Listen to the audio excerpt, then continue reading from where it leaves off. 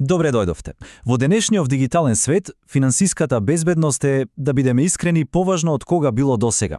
Затоа во следните неколку минути ќе ги разгледаме оние клучни чекори што апсолутно секој треба да ги знае за да си ги заштити и парите и податоците. Ајде да почнеме со едно навистина клучно прашање. Колку реално се безбедни парите во денешно време? Помислете само, со дигиталното банкарство, купувањето онлайн, сите тие апликации што ги користиме секој ден, финансиите се постојано изложени на ризици. Ризици за кои искрено можеби и не сме свесни. Епа ајде заедно да видиме како може да се изгради еден посилен штит околу нашите пари, податоци и секако финансиската иднина. Добро.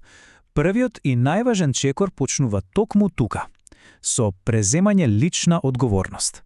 Иако банките и другите институции имаат своји безбедносни мерки, најмоćната заштита е сепак нашата сопствена внимателност.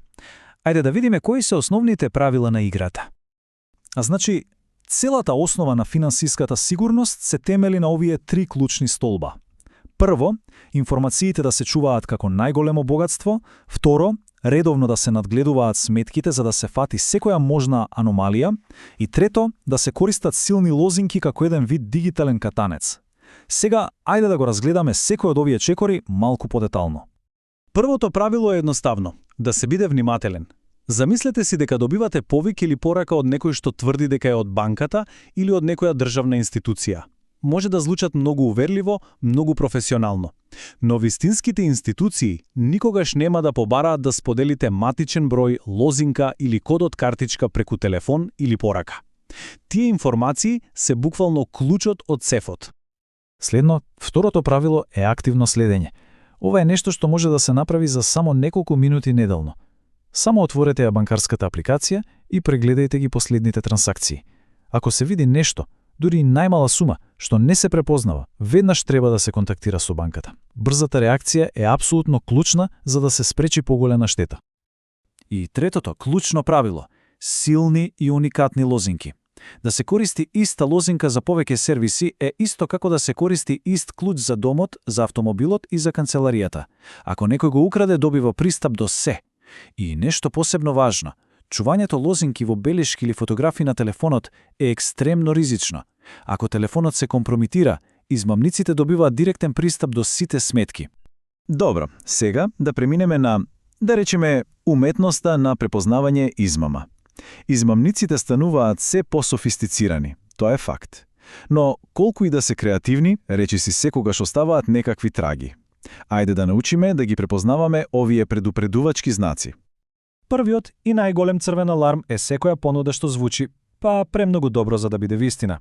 Ако некој ветува брза и лесна заработка, огромни награди од некоја лотарија на која не се ни се сеќавате дека сте играле, или гарантиран профит без апсолутно никаков ризик, тоа е речиси 100% стапица. Во реалниот свет, такви работи едноставно не постојат. Вториот знак за тревога се лажните пораки. Оваа техника е позната како фишинг. Измамниците користат SMS, имейл, Viber, па дури и пораки на Instagram, за да ве наведат да кликнете на злонамерни линкови. Целта им е секогаш иста – да ве однесат на лажна веб страница, каде што ќе ги украдат податоците за најава или информациите од картичката. И тука е најважната разлика што мора да се запамети. Легитимните институции, како вашата банка, никогаш, ама баш никогаш, нема да побараат лозинка или целосни податоци од картичка преку линк во порака.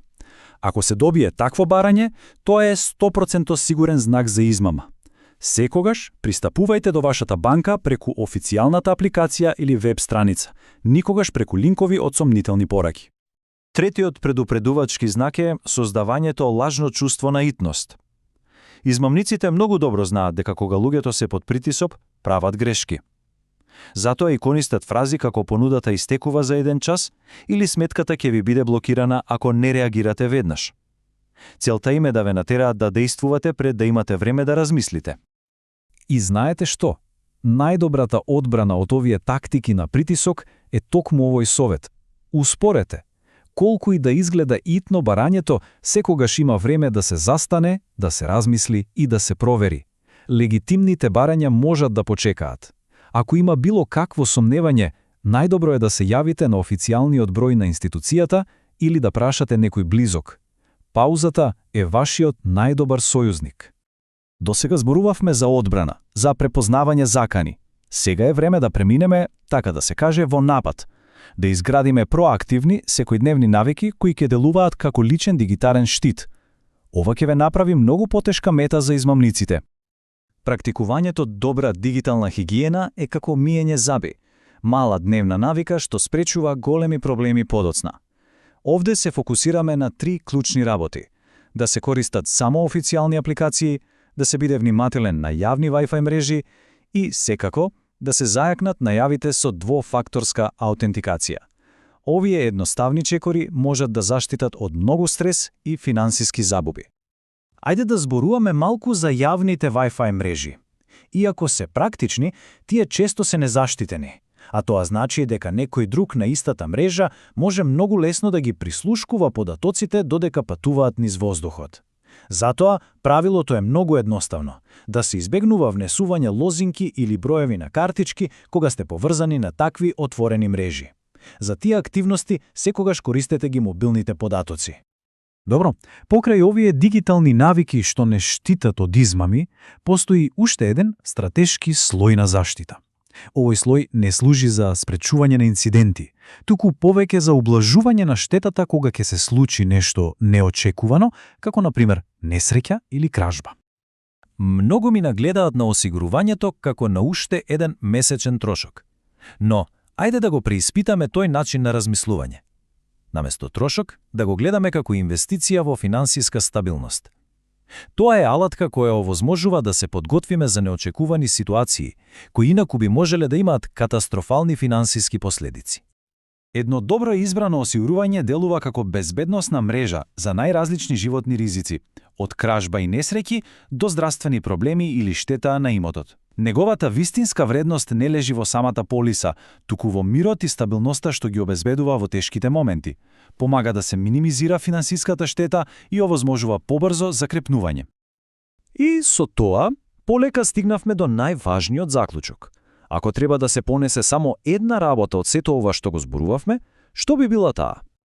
Крајната порака е токму оваа. Финансиската безбедност не е еднократна лекција, туку навика што се гради и одржува секој ден. Таа е збир од мали свесни одлуки, да се провери линкот, да се ажурира лозинката, да се прегледа изводот од сметката. Затоа, вистинското прашање не е дали некој е заштитен денес, туку кои мали чекори ќе ги преземе утре за да остане безбеден и во иднина.